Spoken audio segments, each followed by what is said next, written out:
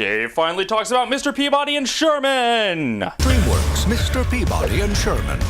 Peabody's Improbable History gets a feature-length adaptation, which incidentally is the first fully animated feature based on a Jay Ward cartoon. I mentioned in the Blitzstravaganza that I am a fan of Jay Ward's work, and that I have a soft spot for the feature-length live-action adaptations of his work. They all have significant problems, don't get me wrong, but I think they were all, for the most part, noble endeavors. I think out of all of them, the Dudley Do Right movie came the closest to fully capturing Ward's spirit, just because it was unapologetically cartoony from start to finish, and even though they couldn't get away with having Nell in love with Horse, like in the show, they still didn't try to force any heart into the romance. The romantic moments were all played for laughs.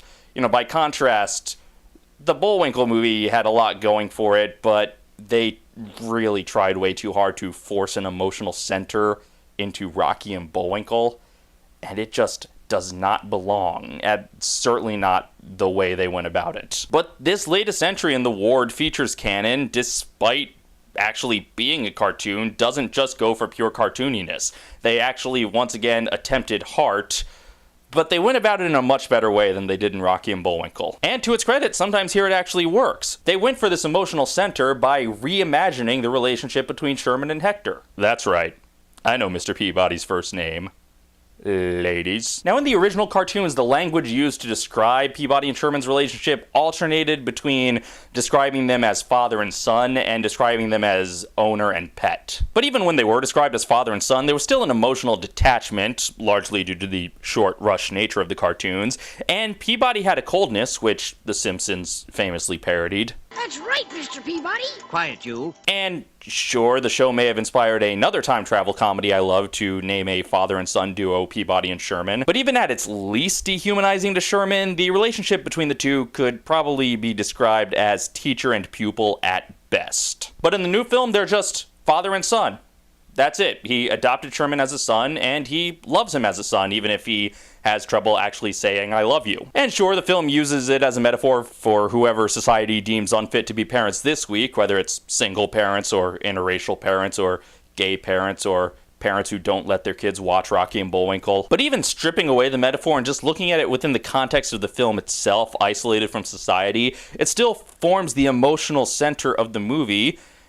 And for the most part, it works. It helps that Sherman is voiced by an actual child and not a Walter Tetley sound-alike. Now, adding an emotional center is not what I would call true to the spirit of the original cartoons, but it's not an insult to the original cartoons either. It's an expansion. It's not adherent, but it's not an improvement or a downgrade. It's just an alternate take on these characters and this premise. I mean, the movie also has much better animation and way more action than the original cartoons, but I doubt anyone would say that's a bad thing. Well, no, somebody probably would. Everything's complained about by somebody. But everything that made the original cartoons what they were is still there, imposing anachronistically modern sensibilities on historical figures and then wrapping it all up in a bad pun. And they even remake a lot of scenes and repeat a lot of lines of dialogue from the first episode of the cartoons.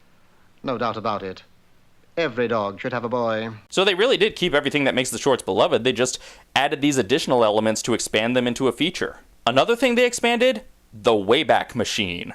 Time travel in the shorts was just a device used to set up jokes about history, but here they actually have fun with the science fiction element of the premise. And as other people have noticed, the final act of this movie is quite reminiscent of the final act of Bill and Ted's Excellent Adventure, except viewed through the lens of the continuum-shattering stakes of Back to the Future Part 2. And the aesthetic design of the new Wayback itself really makes me think these filmmakers were angling for a motion simulator. It's not a bad fit. Universal already has the Jay Ward theme park rights, this movie already has a pretty devoted fan base, and any motion simulator for this movie is bound to be funnier than Shrek 4D. Ooh, and part of the queue could be that museum Sherman walks through in that one version of the show's intro, and then at the exit you could walk past all those busts and the little janitor guy in the trash can. Anyway, I'm getting sidetracked. Of all the elements they added to expand the premise into a feature, far and away the weakest was Penny.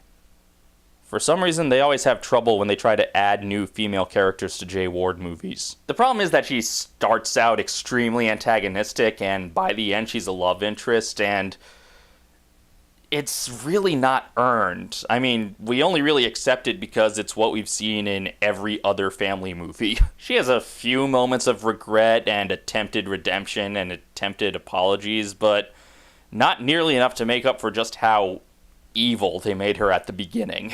I think with just another draft or two, they could have taken care of this, but as it stands, she's the weakest link in the movie. Come on, people, write better female characters. But writing issues aside, the whole voice cast does fine work. Ty Burrell is a good fit for this newer, more compassionate take on Peabody. Max Charles is a good fit for this actually a child take on Sherman. Stephen Colbert is well cast as a snooty prep school parent. Patrick Warburton's funny in anything. Stephen Tobolowsky has a nice cameo, because of course he does. Leslie Mann makes her triumphant return to Jay Ward movies. Everyone does a good job. Not bad, Peabody. But I have to make special note of Lake Bell as Mona Lisa, not because it's a particularly large or interesting role, but because her performance in the role sounded to me like the way June Foray would have played the part.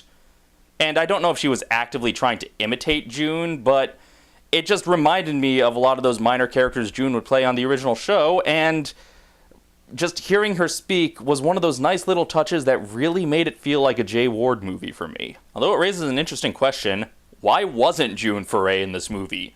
She's just a few years shy of 100 and still voice acting like the goddess she is. You couldn't have found some little part for her?